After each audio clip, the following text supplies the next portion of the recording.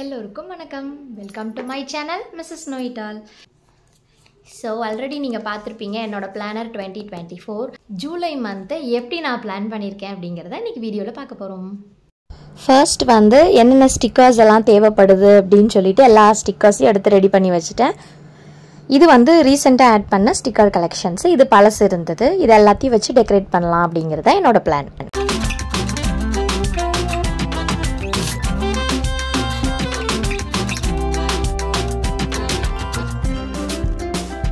Next என்னென்ன pen வேணும் அப்படிங்கிறதையும் எடுத்து வச்சுட்டேன். கலர் கிளிட்டர் பென்ஸ், அதுக்கப்புறம் மைக்ரோட்டிக் பென், எழுதுறதுக்கு எல்லா தேவையான பென்ஸ் எல்லாமே ரெடி. இப்போது எழுத ஸ்டார்ட் பண்ண வேண்டியது தான்.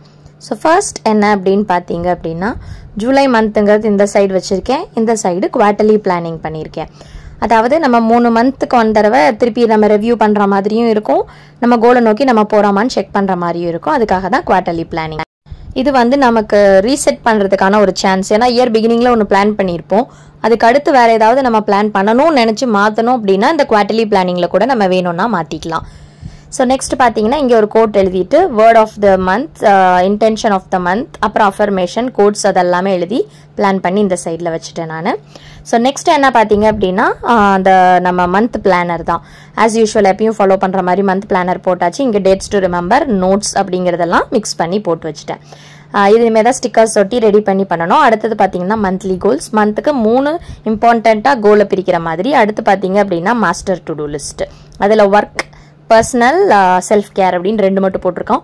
முன்ன வந்து ஒர்க் இருந்தது, இப்போது நான் ஜாப் விட்டுட்டு ரிசைன் பண்ணிட்டதுனால இந்த 2 மட்டும் போதும் அப்படின்னு சொல்லி இந்த மாதிரி பிளான் பண்ணி வச்சுருக்கேன். நெக்ஸ்ட் பார்த்தீங்கன்னா வீக்லி பிளானர்.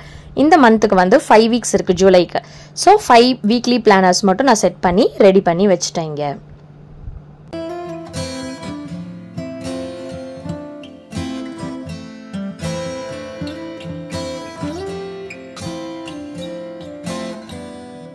மந்த் கொஞ்சம் சிம்பிளாகவே நான் பண்ணிக்கிட்டேன். அடுத்தது மந்த்லி ரிஃப்ளெக்ஷன். அதாவது இந்த மந்தோட ஹைலைட்ஸ் என்ன, எப்படி ஒர்க் அவுட் ஆச்சு, என்னென்ன சேலஞ்சஸ் இருந்துச்சு, நான் ஏதாவது புதுசாக கற்றுக்கிட்டேன்னா ஏதாவது பிளான் நெக்ஸ்ட் மந்த்துக்கு இருக்கா அப்படின்னு சொல்லி அதையும் டிசைன் பண்ணிட்டேன். எப்பயுமே கொஞ்சம் நிறைய ஆட் பண்ணியிருப்பேன், இந்த தடவை ரொம்ப மினிமலிஸ்ட்டாக போயிடலாம் அப்படின்னு சொல்லி பண்ணியிருக்கேன். நெக்ஸ்ட் மந்த் வேணால் நம்ம கஸ்டமைஸ் பண்ணி பண்ணுறதுனால அடுத்த மந்த் இன்னும் கொஞ்சம் வேணும்னா இன்க்ளூட் பண்ணிக்கலாம். வீக்லி டாஸ்க் வந்து இங்கேயே போட்டுட்டேன். அதாவது நம்ம ஹேபிட்ஸ்லாம் ட்ராக் பண்ணுவோம் இல்லையா, அதெல்லாம் இங்கேயே போட்டு வீக்லி ட்ராக் பண்ணி முடிச்சுக்கலாம் அப்படிங்கிறது தான் என்னோட பிளானு. ஸோ இதுதான் ஒரு ஓவர் வியூ. ஸ்டார்டிங் வந்து கொஞ்சம் நல்ல பவர்ஃபுல்லான அதை எழுதி வச்சுக்கிட்டேன். வேர்ட் ஆஃப் த மந்த் என்ன எழுதலாம் அப்படின்னு சொல்லிட்டு பயங்கரமாக யோசிச்சு, அதுக்கப்புறம் எது இம்ப்ளிமெண்ட் ஆகும், நம்மளோட கோல் என்ன, அந்த கோலுக்கு எது செட் ஆகும் அப்படின்னு சொல்லி யோசிச்சு கண்டுபிடிச்சி எழுதின வேர்டு தான் இந்த பர்சிஸ்டன்ஸ். பர்சிஸ்டன்ஸ் எடுத்திருக்கேன் அப்படின்னு பார்த்தீங்கன்னா, பர்சிஸ்டன்ஸ்னால் கண்டினியூஸாக கன்சிஸ்டண்ட்டாக ஒரு வேலையை நம்ம செய்கிறோம். எந்த சேலஞ்சஸ் நமக்கு வந்தாலும் அதை விடாமல் செய்கிறது தான் பர்சிஸ்டன்ஸ். அதனால தான் நான் அதை எடுத்திருக்கேன்.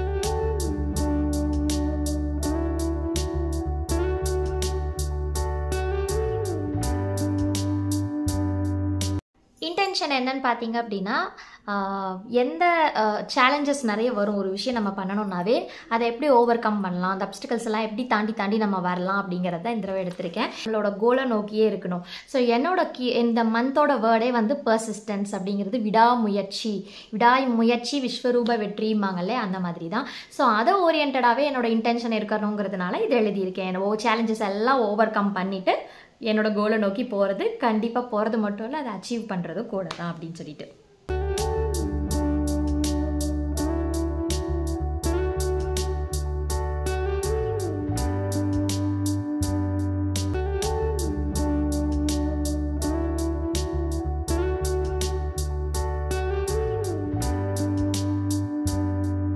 நம்ம எப்போல்லாம் வந்து இந்த ஃபர்ஸ்ட் பேஜ் எடுத்து பார்க்குறோமோ அப்போ நமக்கு ஒரு தீப்பொறி வரணும்.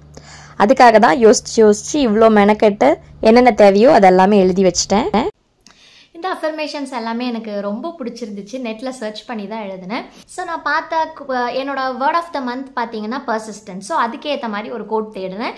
இந்த கோட் எனக்கு ரொம்ப பிடிச்சிருந்துச்சு. ஆக்சுவலி இந்த கோட் எப்படி இருந்தது அப்படின்னா, persistent is not the ability to not give up, but it is the ability to keep finding new ways to keep going அப்படின்னு இருந்தது. ஸோ நான் பார்த்துட்டு அந்த ஃபர்ஸ்ட்டில் இருக்கிறது கொஞ்சம் நெகட்டிவ் அஃபர்மேஷன் மாதிரி இருக்குது. எழுதும் போது வந்து எல்லாத்தையும் பாசிட்டிவாகவே நம்ம எழுதலாமே அப்படிங்கிறதுக்காக அதை கட் ஷார்ட் பண்ணிவிட்டு எழுதினேன். ஏன்னா நான் என்னோட பிளானர் நான் கஸ்டமைஸ் பண்ணி பண்ணுறது தான். ஸோ அந்த மாதிரி நான் எழுதி வச்சுருக்கேன். அடுத்தது வந்து எப்படி நான் என்னோட மந்த்லி பிளானரை பிளான் பண்ணுறேன்னு காமிச்சிட்டா யூஸ்ஃபுல்லாக இருக்கும் அப்படின்னு பண்ணுறேன். முக்கியமான சில அப்பாயின்மெண்ட்ஸ் இருக்குது பார்த்தீங்களா, அதுக்கு வந்து இந்த மஸ்ட் டூ அப்படிங்கிற ஸ்டிக்கர் ஒட்டிட்டேன். அது வந்து அன்றைக்கி பண்ணியே ஆகணும் அப்படிங்கிறது கொஞ்சம் பர்சனல் அப்படிங்கிறதுனால நான் இதில் எழுதலை. அடுத்தது இம்பார்ட்டண்ட் அப்படின்னு எழுதியிருக்கேன். ஸோ நம்ம ஓவர் ஃபுல் மந்த்துக்கு என்னென்ன பண்ண போகிறோங்கிறத முன்னாடியே பிளான் பண்ணிட்டோம் அப்படின்னா கொஞ்சம் நம்ம ஸ்ட்ரெஸ் ஃப்ரீயாகவும் இருக்கலாம். கடைசி நேரத்தில் நிறைய டென்ஷன்ஸ் அவாய்ட் பண்ணிடலாம். இன்னொன்று, இப்போ இருக்க காலகட்டத்தில் நிறைய விஷயத்த மறந்துடுறோம். அதனால் எடுத்து பார்த்துக்கிட்டா ஒரு ரிமெம்பரன்ஸாகவும் இருக்கும், நமக்கு ரிமைண்டராகவும் இருக்கும். அடுத்தது பார்த்தீங்கன்னா க்ராசரி லிஸ்ட் அந்த மந்த்துக்கு என்னென்ன வேணுங்கிறத ஃபுல்லாக அன்றைக்கி உட்காந்து பிளான் பண்ணிடலாம் அப்படின்னு இருக்கேன் நான். இதில் புக்கு படித்து முடிச்சுட்டு அடுத்த புக் எதுவுமே இன்னும் ஸ்டார்ட் பண்ணல. ஸோ அந்த ரிமைண்டராக இருக்கட்டுமே அப்படிங்கிறதுக்கு ஃபோர்ட்நைட் ஒன்ஸ் வந்து புக் படிச்சுட்டு முடிச்சுட்டு அதுக்கு ஸ்டார்ட் பண்ணுற மாதிரி ஒரு பிளானில் இருக்கிறதுனால புக் ஸ்டிக்கர்ஸும் அங்கே ஒட்டி வச்சுருக்கேன் நான்.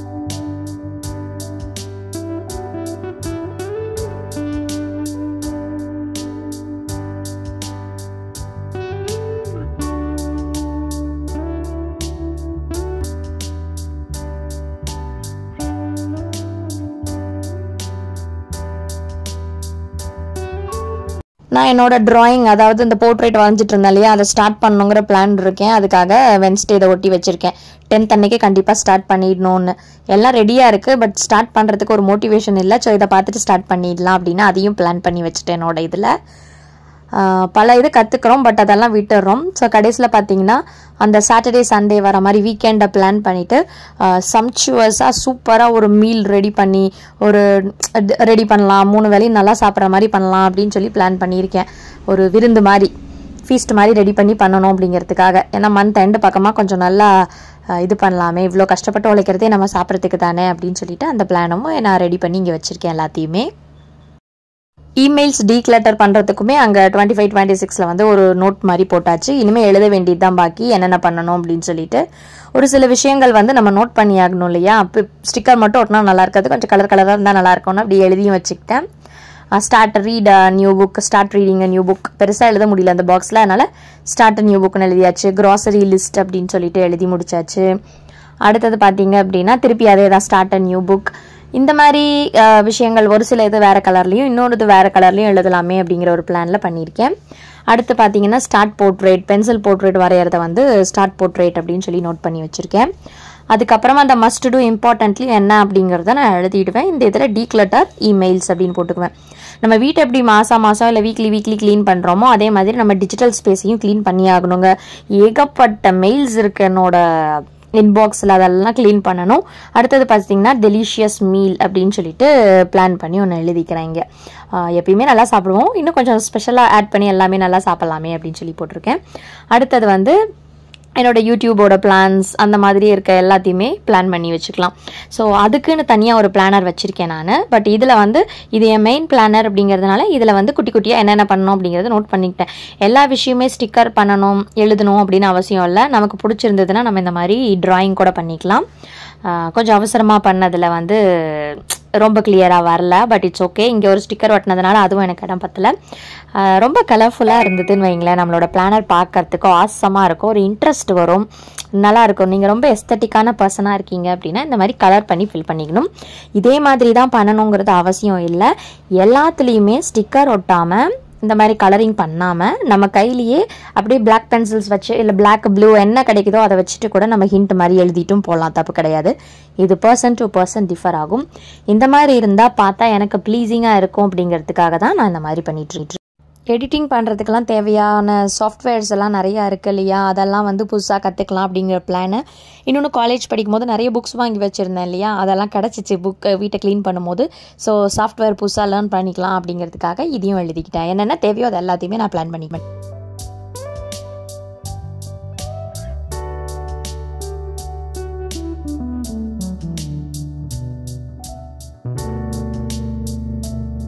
இது ஒரு குட்டி ஓவர் வியூ மாதிரி. இன்னும் நிறைய ஸ்மைலி ஸ்டிக்கர்ஸ் எல்லாம் அங்கங்கே ஒட்டி அழகு பண்ணிட்டேன். ஸோ ஓவரால் இதுதான் அவுட்லுக் பார்த்தீங்கன்னா.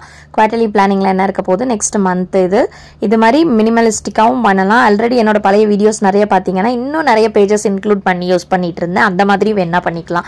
உங்களோட மூடுக்கு ஏற்ற மாதிரி பண்ணுறதுனா இப்படி பண்ணிக்கலாம். இல்லை நீங்கள் பிளானர் வாங்கினீங்கன்னா அதில் என்ன இருக்கோ அதுக்கேற்ற மாதிரி நீங்கள் ஆன்சர்ஸ் பண்ணிட்டு வந்துட்டீங்க அப்படின்னாவே உங்களோட பிளானர் செட் ஆகிடும். ஸோ என்னோட ஜூலை மந்த் பிளானர் இதுதான். ஹோப் உங்களுக்கு இந்த வீடியோ பிடிச்சிருக்கும் அப்படின்னு நினைக்கிறேன். ஸோ பிடிச்சிருந்துச்சுன்னா ஒரு லைக் பண்ணுங்கள்.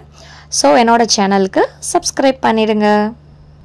என்னோட பிளானர் வந்து நான் எப்படி யூஸ் பண்ணுறேன் அப்படின்னு காமிச்சிருந்தேன் இல்லையா உங்களுக்கு. இது உங்களுக்கு பிடிச்சிருக்கு, இல்லை உங்கள் ஃப்ரெண்ட்ஸ் யாராவது பிளானர் யூஸ் பண்ணலாம், இல்லை யூஸ் பண்ணுற ஐடியாவில் இருக்காங்க அப்படின்னா கண்டிப்பாக இந்த வீடியோவை அவங்களுக்கு ஷேர் பண்ணுங்கள். இது அவங்களுக்கு கண்டிப்பாக ஹெல்ப்ஃபுல்லாக இருக்கும் அப்படின்னு நினைக்கிறேன். இந்த வீடியோவை இவ்வளோ பொறுமையாக பார்த்ததுக்கு நன்றி.